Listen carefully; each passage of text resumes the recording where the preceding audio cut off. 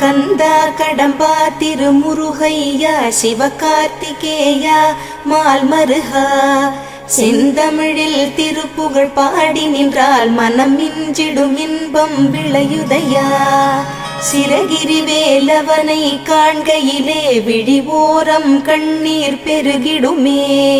கந்த சஷ்டி கவச்சம் போதுவோர்க்கு கந்தன் கருணை என்றும் துணை வருமே.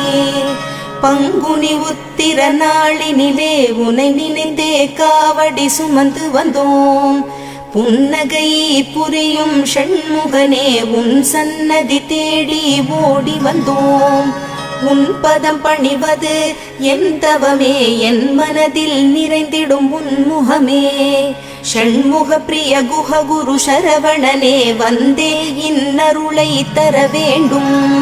தென்பழனி மலையில் ஆண்டி முகம்